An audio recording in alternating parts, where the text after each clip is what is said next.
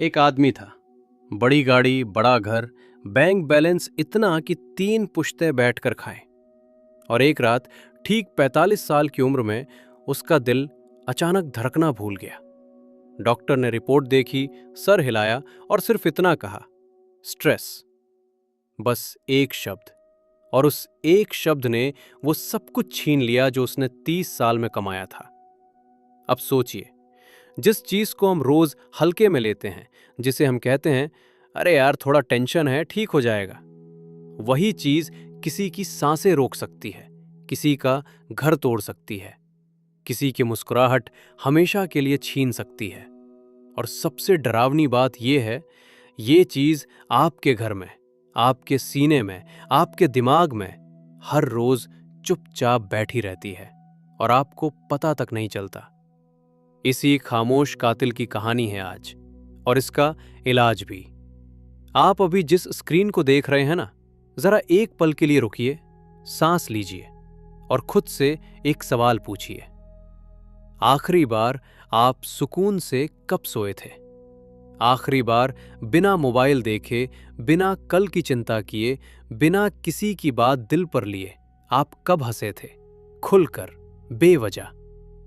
अगर जवाब याद नहीं आ रहा तो घबराइए मत, आप अकेले नहीं हैं। दुनिया की सबसे बड़ी बीमारी का नाम कैंसर नहीं है, डायबिटीज नहीं है, इसका नाम है स्ट्रेस। और इस बीमारी की सबसे खतरनाक बात यह है कि ये मारती नहीं, धीरे धीरे खोखला करती है। जैसे दीमक लकड़ी को अंदर ही अंदर चाट जाती है और बाहर से लकड़ी वैसी ही खड़ी दिखती है, मजबूत, सीधी, शानदार। लेकिन एक हल्का सा धक्का और वो पूरी इमारत जमीन पर। शिव खेड़ा साहब, जिन्होंने यू कैन विन जैसी किताब लिखकर करोड़ों लोगों की जिंदगी बदल दी, वो इस बार लेकर आए हैं एक किताब, live while you are alive. नाम पढ़िए जरा दोबारा, जीते जी जियो। कितना अजीब है ना, हमें ये बात किसी किताब से सीखनी पड़ रही है। जीना तो सबसे आसान काम होना चाहिए था, फिर ये सबसे मुश्किल काम कैसे बन गया? इस किताब में शिव खेड़ा किसी फिलॉसफी की बातें नहीं करते, कोई भारी भरकम थ्योरी नहीं थोपते। वो बैठते हैं आपके सामने ठीक वैसे जैसे कोई बुजुर्ग दोस्त, कोई अनुभवी बड़ा भाई, और कहते हैं, देख भाई, जिंदगी बहुत आसान थी, हमने ही उसे मुश्किल बना दिया। चल मैं तुझे बताता हूं कहां गलती हुई। तो आज बुक स्मेल पर हम इस पूरी किताब की आत्मा को खोल कर रखेंगे आपके सामने। हर कहानी, हर सीख, हर वो बात जो शिव खेड़ा कहना चाहते हैं, हम उसे महसूस करेंगे, सिर्फ सुनेंगे नहीं, क्योंकि ये किताब पढ़ने की नहीं, जीने की है। इससे पहले कि हम किताब में उतरें, जरा इस इंसान को जान लीजिए जिसने ये किताब लिखी। शिव खेड़ा कोई ऐसे मोटिवेशनल स्पीकर नहीं है जो एसी कमरे में बैठकर बिना दुनिया देखे सिर्फ किताबें पढ़कर ज्ञान बांटते हैं। इस आदमी ने जिंदगी को कच्चा चबाया है, छोटी मोटी नौकरियां की, कार बेची, बीमा बेचा, यहां तक कि जीवन के बुरे दौर में गैस स्टेशन पर काम किया। संघर्ष इनकी रगों में बसा हुआ है, और फिर इसी संघर्ष की भट्टी से निकलकर इन्होंने लिखी यू कैन विन, एक ऐसी किताब जिसने करोड़ों लोगों को हिम्मत दी, जो आज भी हर मोटिवेशनल शेल्फ की जान है। लेकिन अब 40 साल के अनुभव के बाद, जब शिव खेड़ा दुनिया भर के करोड़पतियों, अरबपतियों, आम लोगों, बड़े बड़े सीईओ से मिले, इन्होंने एक चौंकाने वाली बात नोटिस की। पैसा होने से सुकून नहीं आता, सफलता मिलने से नींद नहीं आती, और सबसे बड़ी बात, दुनिया के 80-85% सफल लोग भी अंदर से उतने ही परेशान, उतने ही थके हुए, उतने ही टूटे हुए हैं जितना एक आम इंसान। तो इन्होंने सोचा, क्यों ना पैसे की बात छोड़कर, सफलता की बात छोड़कर सीधा उस चीज पर बात की जाए जो हर इंसान को अंदर से खा रही है। और यहीं से जन्म होता है इस किताब का, live while you are alive. Shiv Khera किताब की शुरुआत में ही एक बात बहुत साफ कर देते हैं, स्ट्रेस कोई बाहरी चीज नहीं है जो आप पर हमला करती है। स्ट्रेस एक भीतरी प्रतिक्रिया है, किसी बाहरी घटना पर आपके दिमाग का जवाब। यानी घटना बाहर होती है लेकिन तूफान अंदर उठता है। एक ही ट्रैफिक जाम में 2 इंसान फंसे हैं, एक हॉर्न पर हॉर्न बजा रहा है, हाथ की नसें फूल रही हैं, दिल की धड़कन बढ़ रही हैं, गुस्से में शीशा तक तोड़ने को तैयार है। दूसरा उसी जाम में गाना लगाकर खिड़की से बाहर देखकर शांति से बैठा है। घटना एक ही है, ट्रैफिक जाम, लेकिन अंदर की प्रतिक्रिया बिल्कुल अलग। यही है स्ट्रेस का असली रहस्य। ये बाहर से नहीं आता, ये अंदर से बनता है। और यहीं शिवखेड़ा एक बहुत जरूरी फर्क समझाते हैं, पॉजिटिव स्ट्रेस और नेगेटिव स्ट्रेस का फर्क। हर स्ट्रेस बुरा नहीं होता। जब कोई एग्जाम के पहले थोड़ा नर्वस होता है, जब कोई नई नौकरी की पहली सुबह दिल थोड़ा तेज धड़कता है, ये पॉजिटिव स्ट्रेस है। ये आपको तैयार करता है, अलर्ट करता है, आपके अंदर वो एनर्जी भरता है जो आपको बेहतर परफॉर्म करने में मदद करती है। ये वो स्ट्रेस है जो एक धावक को दौड़ के पहले उस आखिरी पल में तेज बनाता है। लेकिन जब यही स्ट्रेस लंबा खिंच जाए, जब ये रोज का मेहमान बन जाए, जब ये आपके सोने के वक्त, खाने के वक्त, हंसने के वक्त तक चिपक जाए, तो ये बन जाता है क्रॉनिक स्ट्रेस, यानी नेगेटिव स्ट्रेस। और यही वो चीज है जो चुपचाप आपके इम्यून सिस्टम को कमजोर करती है, आपकी नींद चुराती है, आपके रिश्तों में दरार डालती है और धीरे धीरे आपके शरीर के हर अंग को अंदर से खोखला करती जाती है। शिवखेड़ा कहते हैं, शरीर कोई मशीन नहीं है जो बिना रुके, बिना थके हमेशा चलता रहे। शरीर एक मंदिर है और आप उस मंदिर के पुजारी हैं। अगर पुजारी ही मंदिर की देखभाल छोड़ दे तो मंदिर टूटेगा, नहीं तो और क्या होगा। अब यहां किताब का एक सबसे प्यारा हिस्सा आता है। शिवखेड़ा एक कहानी सुनाते हैं जो शायद आपने पहले भी सुनी हो, लेकिन इस बार ये कहानी आपके दिल में उतरेगी अलग तरीके से। एक प्रोफेसर क्लास में आता है, हाथ में एक बड़ा कांच का जार लेकर। वो उस जार में बड़े बड़े पत्थर भरता है, ऊपर तक। फिर पूछता है, क्या यह जार भरा हुआ है? स्टूडेंट्स कहते हैं, हाँ सर, भरा हुआ है। फिर वो कंकड़ निकालता है और उन कंकड़ों को उन्हीं बड़े पत्थरों के बीच की खाली जगह में डाल देता है। कंकड़ पत्थरों के बीच अपनी जगह बना लेते हैं। फिर पूछता है, अब भरा है? स्टूडेंट्स फिर कहते हैं, हाँ सर, अब तो पक्का भरा है। फिर वो रेत निकालता है और रेत को उन्हीं खाली जगहों में डाल देता है जो कंकड़ों के बीच बची हुई थी। रेत हर कोने में समा जाती है। अब स्टूडेंट्स इस बार थोड़ा हिचकिचाते हुए कहते हैं, अब पूरी तरह भरा है सर। और आखिर में प्रोफेसर एक कप पानी उठाता है और उसे भी उसी जार में डाल देता है। पानी हर खाली जगह में समा जाता है। इस कहानी का मतलब क्या है? शिवखेड़ा इसे बहुत खूबसूरती से समझाते हैं। वो बड़े पत्थर, वो हैं आपकी जिंदगी की सबसे जरूरी चीजें। आपका परिवार, आपकी सेहत, आपके सच्चे रिश्ते, आपका मकसद। वो कंकड़ हैं आपकी नौकरी, आपका घर, आपकी गाड़ी। जरूरी चीजें पर उतनी अहम नहीं। और वो रेत और पानी हैं वो सारी छोटी छोटी फिजूल की बातें जो हमारा पूरा दिन खा जाती हैं। सोशल मीडिया पर किसी की पोस्ट, ऑफिस की गॉसिप, किसी अजनबी का कमेंट, ट्रैफिक में एक हॉर्न, कोई पुरानी बात जो आज भी दिल में चुभती है। अब सोचिए, अगर प्रोफेसर पहले रेत डाल देता, फिर कंकड़, फिर पत्थर, तो क्या वो बड़े पत्थर जार में समा पाते? कभी नहीं। जार भर चुका होता उससे पहले कि असली जरूरी चीजें उसमें जगह पाती। और यही हम सब रोज करते हैं। हम अपनी जिंदगी के जार में पहले रेत भर देते हैं। फिजूल की चिंताएं, बेकार की बहसें, दूसरों की राय, सोशल मीडिया की चमक दमक। और जब असली चीजों की बारी आती है, माँ के साथ बैठकर चाय पीने की, बच्चों के साथ खेलने की, खुद के लिए वक्त निकालने की, तब तक जार भर चुका होता है, वक्त नहीं बचता।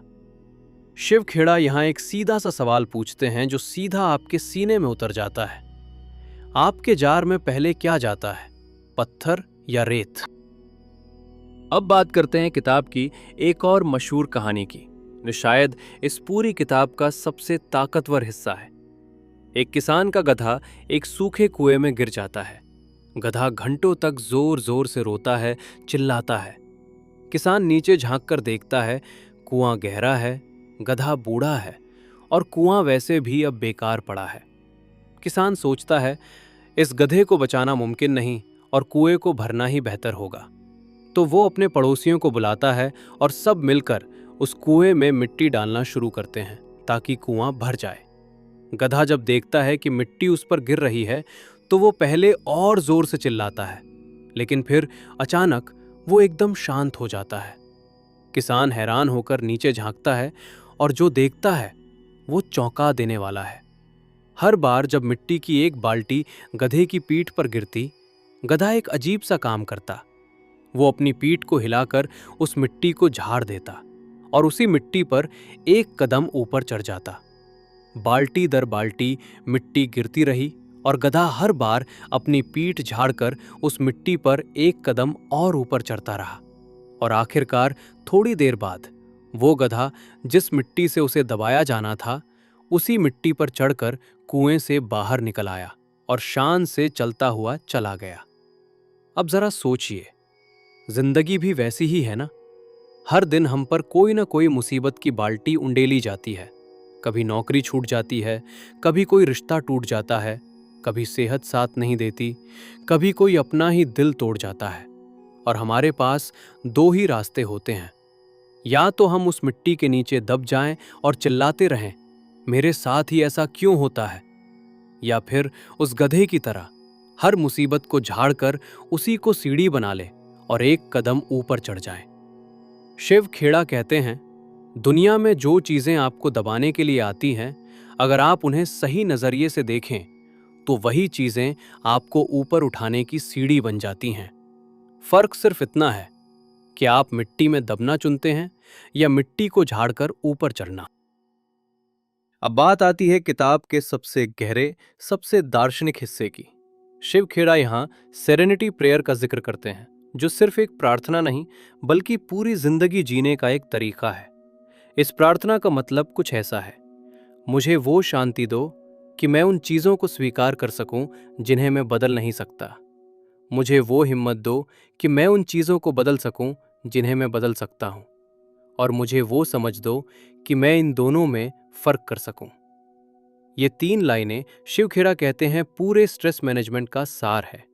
सोचिए, हम अपनी ज्यादातर जिंदगी उन चीजों पर परेशान होते हुए बिताते हैं जिन्हें हम बदल ही नहीं सकते। बारिश हो रही है और आपकी शादी बाहर लॉन में है। आप बारिश को रोक नहीं सकते, लेकिन आप इस बात पर घंटों गुस्सा कर सकते हैं।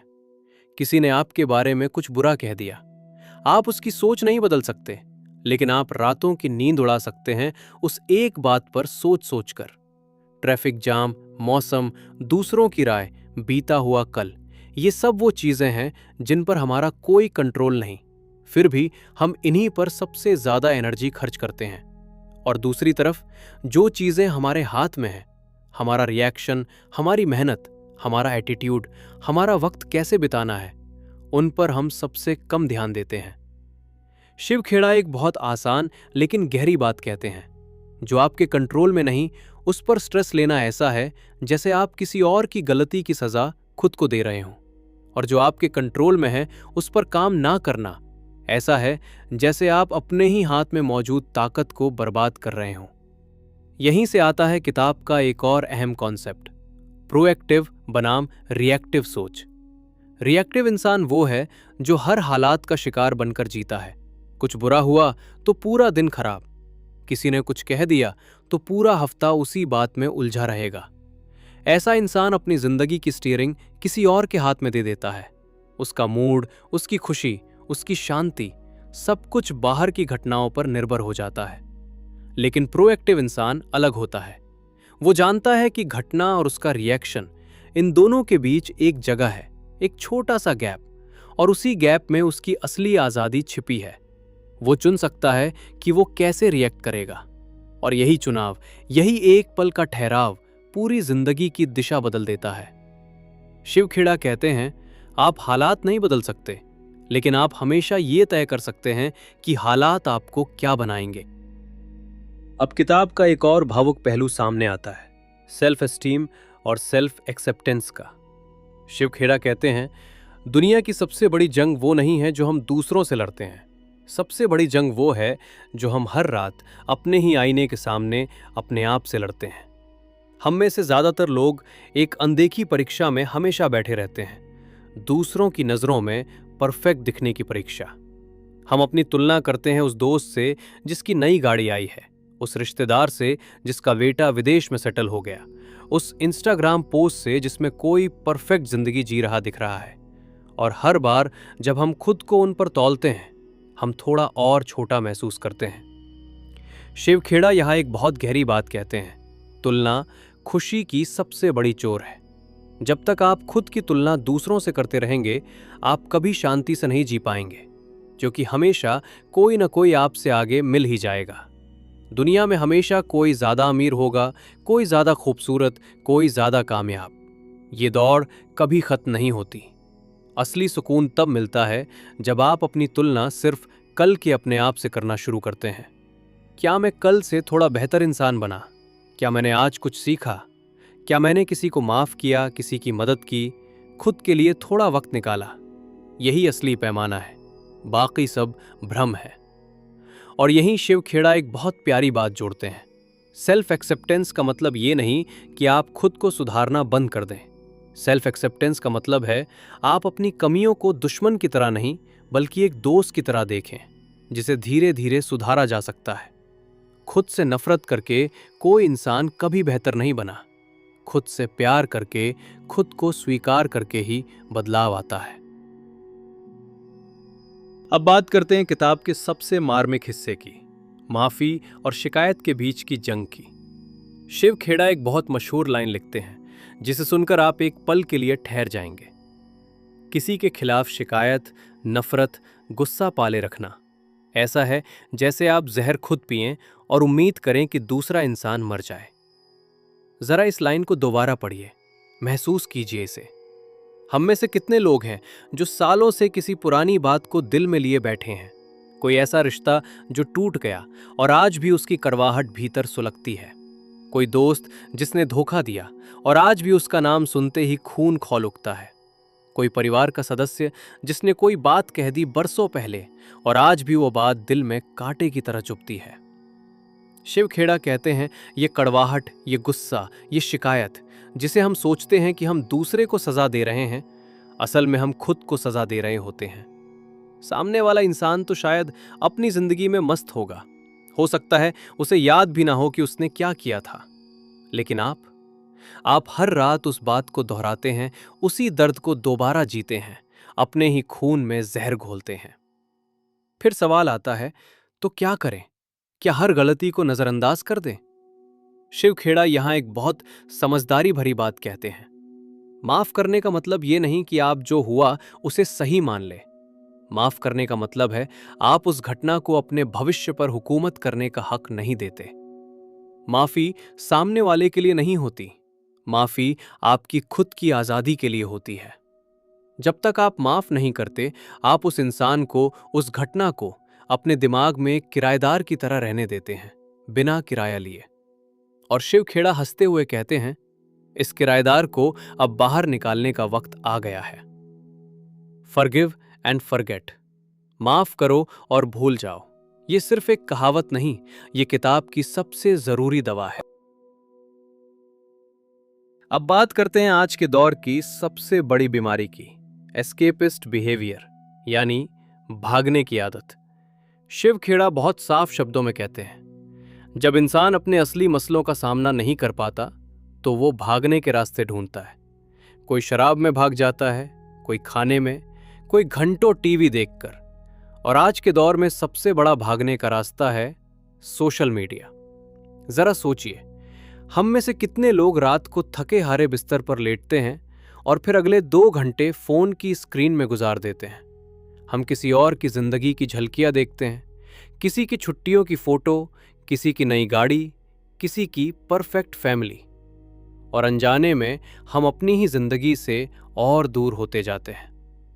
शिव खेड़ा एक बहुत तीखी लेकिन सच्ची बात कहते हैं। सोशल मीडिया पर लोग अपनी हाईलाइट रील दिखाते हैं, अपनी पूरी फिल्म नहीं।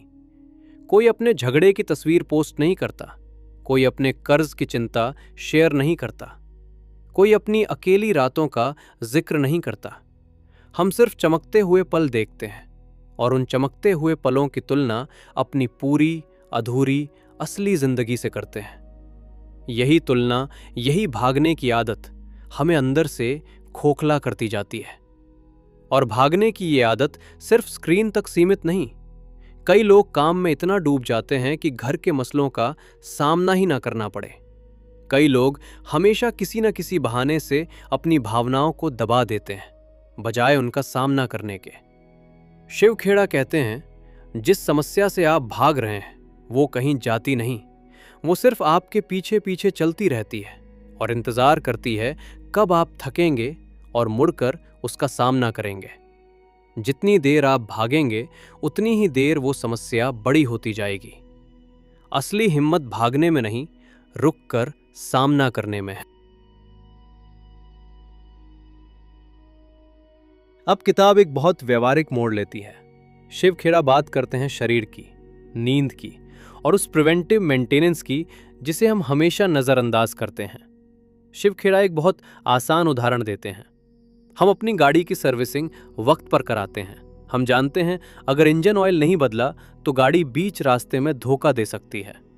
लेकिन अपने ही शरीर की, अपने ही दिमाग की सर्विसिंग हम कभी नहीं कराते। हम नींद पूरी नहीं करते, हम खाना वक्त पर नहीं खाते, हम कभी रुककर ये नहीं पूछते कि मैं अंदर से कैसा हूं। नींद के बारे में शिव खेड़ा बहुत जोर देकर कहते हैं, नींद कोई लग्जरी नहीं है, ये एक बुनियादी जरूरत है। जब हम सोते हैं तभी हमारा दिमाग दिन भर की उलझनों को सुलझाता है, हमारा शरीर खुद को ठीक करता है, हमारा इम्यून सिस्टम मजबूत होता है। लेकिन आज के दौर में नींद की कुर्बानी देना जैसे एक स्टेटस सिंबल बन गया है। मैंने कल सिर्फ 4 घंटे सोया, बहुत काम था, जैसे ये कोई बहादुरी की बात हो, जबकि असल में ये अपने ही शरीर के साथ धीमी जहर खुरानी है। शिव खेड़ा एक और अहम बात कहते हैं, स्ट्रेस सीधा हमारे इम्यून सिस्टम पर हमला करता है।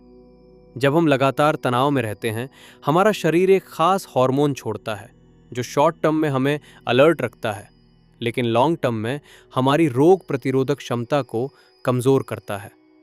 यही वजह है कि जो लोग लगातार तनाव में रहते हैं वो जल्दी बीमार पड़ते हैं, उनकी उम्र भी कम असर दिखाती है और छोटी छोटी बीमारियां भी उन्हें ज़्यादा परेशान करती हैं।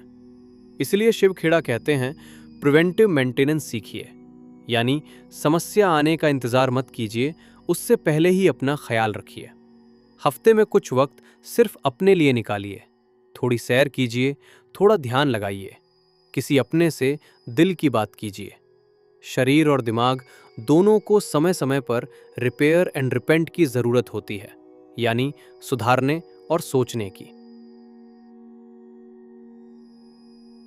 किताब में शिव खेड़ा एक बहुत प्यारा प्रसंग लाते हैं, चार्ली चैपलिन का। वो इंसान जिसकी जिंदगी में गरीबी थी, परिवार टूटा हुआ था, बचपन में माँ मानसिक रूप से बीमार हो गई थी, खुद अनाथालय में पले बढ़े, और फिर भी इसी इंसान ने दुनिया को सबसे ज्यादा हंसाया। चार्ली चैपलिन का एक मशहूर वाक्य है जिसे शिव खेड़ा इस किताब में गूंजाते हैं कि उन्होंने अपनी सबसे बड़ी तकलीफों को भी हास्य में बदलना सीखा, क्योंकि हंसी ही वो दवा है जो हर जख्म को थोड़ा हल्का कर देती है। शिव खेड़ा यहाँ एक गहरी बात कहते हैं, हालात हमेशा हमारे हाथ में नहीं होते, लेकिन हालात को कैसे देखना है ये हमेशा हमारे हाथ में होता है। 2 इंसान एक जैसी मुसीबत झेल सकते हैं, एक टूट जाता है, दूसरा उसी मुसीबत से एक कहानी बना लेता है जो आगे चलकर दूसरों को हिम्मत देती है। फर्क सिर्फ नजरिए का है। और यहीं वो लाइन आती है जो पूरी किताब का सार है, घास हमेशा दूसरी तरफ हरी नहीं होती, घास वहीं हरी होती है जहां आप उसे पानी देते हैं। यानी सुख, सुकून, खुशी ये कहीं बाहर किसी और की जिंदगी में नहीं मिलते, ये वहीं उगते हैं जहां आप अपनी मेहनत, अपना ध्यान, अपना प्यार लगाते हैं। किताब का एक और अहम हिस्सा है डिसीजन मेकिंग और प्रॉब्लम सॉल्विंग की कला।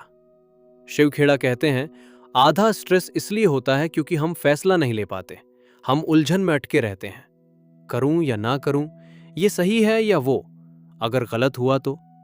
और यही उलझन, यही झूलती हुई हालत किसी भी बुरे फैसले से कहीं ज्यादा तकलीफ देती है।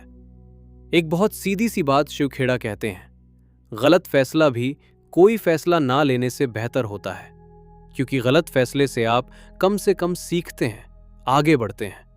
लेकिन फैसला ना लेने से आप वहीं के वहीं अटके रह जाते हैं, महीनों, सालों और कई बार पूरी जिंदगी।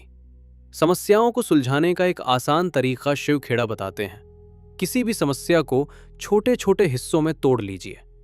पूरा पहाड़ एक साथ मत देखिए, सिर्फ अगला कदम देखिए। मुझे पूरी जिंदगी की समस्या आज हल नहीं करनी, मुझे बस आज का एक कदम उठाना है। यही सोच बड़ी से बड़ी मुश्किल को भी हल्का बना देती है। किताब के आखिरी हिस्सों में Shiv Khera work life balance और रिश्तों की बात करते हैं, और यहां उनकी बात सीधा दिल पर दस्तक देती है। वो पूछते हैं, आपने आखिरी बार कब अपने पिता से पूछा था आप कैसे हैं, और सच में जवाब सुनने के लिए रुके थे? आपने आखिरी बार कब अपने बच्चों के साथ बिना फोन के पूरे 2 घंटे बिताए थे? आपने आखिरी बार कब अपने जीवन साथी की आंखों में देखकर कहा था, तुम मेरे लिए कितनी मायने रखती हो? हम सब पैसे कमाने में इतना उलझ जाते हैं कि भूल जाते हैं हम पैसे इसलिए कमा रहे हैं ताकि अपनों के साथ अच्छा वक्त बिता सकें। लेकिन बड़ी विडंबना यह है कि पैसे कमाने की दौड़ में हम वही वक्त गवा देते हैं जिसके लिए हम पैसे कमा रहे थे। शिव खेड़ा एक चुभने वाली बात कहते हैं। किसी की मौत के बिस्तर पर आज तक किसी ने ये नहीं कहा, काश मैंने ऑफिस में और घंटे लगाए होते। हर किसी ने यही कहा, काश मैंने अपने परिवार के साथ और वक्त बिताया होता। और यही किताब का सबसे बड़ा संदेश छुपा है, जो इसके नाम में भी है, live while you are alive. जिंदगी कोई रिहर्सल नहीं है, ये कोई ड्राफ्ट नहीं है जिसे बाद में एडिट किया जा सके। ये फाइनल है, यही एक टेक है, और ये अभी इसी पल चल रहा है। और शायद यही इस पूरी किताब का सबसे बड़ा संदेश है। जिंदगी हमेशा हमारे हिसाब से नहीं चलेगी। कुछ लोग हमें समझेंगे, कुछ नहीं। कुछ हालात हमारे पक्ष में होंगे, कुछ बिल्कुल नहीं। लेकिन हर परिस्थिति में एक चीज हमेशा हमारे हाथ में रहती है, हमारा नजरिया, हमारी प्रतिक्रिया और हमारे फैसले। जब हम उन चीजों पर अपनी ऊर्जा लगाना शुरू कर देते हैं जिन्हें हम बदल सकते हैं, तब तनाव धीरे धीरे अपनी पकड़ खोने लगता है। जब हम दूसरों से अपनी तुलना करना छोड़ देते हैं, माफ करना सीख जाते हैं, अपनी सेहत और अपने रिश्तों को महत्व देते हैं, तब जीवन केवल आसान नहीं बल्कि अधिक अर्थपूर्ण भी बन जाता है। याद रखिए, सफलता का मतलब केवल ऊंची सैलरी या बड़ा घर नहीं है। अगर मन बेचैन है, शरीर थका हुआ है और अपने ही लोग दूर होते जा रहे हैं, तो कोई भी उपलब्धि अधूरी है। इसलिए आज से एक छोटा सा फैसला लीजिए। हर दिन अपनी शांति की रक्षा कीजिए, अपने शरीर का सम्मान कीजिए, अपने रिश्तों को समय दीजिए और उन बातों को छोड़ना सीखिए जो आपके नियंत्रण में नहीं है। क्योंकि अंत में एक सफल जीवन वही है जिसमें उपलब्धियों के साथ साथ सुकून भी हो और मंजिल के साथ साथ मुस्कुराने की वजह भी। तो दोस्तों, यही थी live while you are alive की पूरी आत्मा। एक किताब जो हमें सिखाती है कि स्ट्रेस कोई दुश्मन नहीं बल्कि एक संकेत है, जो हमें बताता है कि कहीं ना कहीं हम अपनी ही जिंदगी से दूर जा रहे हैं और इसे वापस पाने का रास्ता कोई बहुत दूर नहीं है। ये रास्ता हमारे ही अंदर है, हमारे नजरिए में, हमारे फैसलों में, हमारे रिश्तों में और हमारे उस साहस में जो हमें हर मुसीबत को सीढ़ी बनाना सिखाता है। याद रखिए वो जार जिसमें पहले बड़े पत्थर जाने चाहिए। याद रखिए वो गधा जिसने मिट्टी को झाड़कर ऊपर चढ़ना सीखा। याद रखिए वो प्रार्थना जो कहती है, जो बदल सकते हो बदलो, जो नहीं बदल सकते उसे स्वीकार करो। और सबसे जरूरी, याद रखिए ये पल जो अभी आप जी रहे हैं, यही असली जिंदगी है। कोई कल नहीं आने वाला जो इससे ज्यादा असली होगा। तो आज ही, अभी इसी वक्त से स्ट्रेस को अलविदा कहिए और वाकई जीना शुरू कीजिए, क्योंकि किताब का नाम खुद यही कहता है, live while you are alive. जीते जी जियो, क्योंकि दोबारा मौका नहीं मिलता। अगर आपको ये कहानी, ये सफर दिल को छू गया हो, तो इस वीडियो को लाइक कीजिए, अपने उस दोस्त को भेजिए जिसे शायद आज इसी बात की जरूरत है। और बुकस्मेल को सब्सक्राइब करना मत भूलिए, क्योंकि हर हफ्ते हम आपके लिए लाते हैं ऐसी ही एक किताब की खुशबू जो सिर्फ शब्दों में नहीं, आपकी जिंदगी में उतर जाए। मिलते हैं अगली किताब में। तब तक के लिए जीते रहिए, हंसते रहिए और सबसे जरूरी, जीते जी जियो।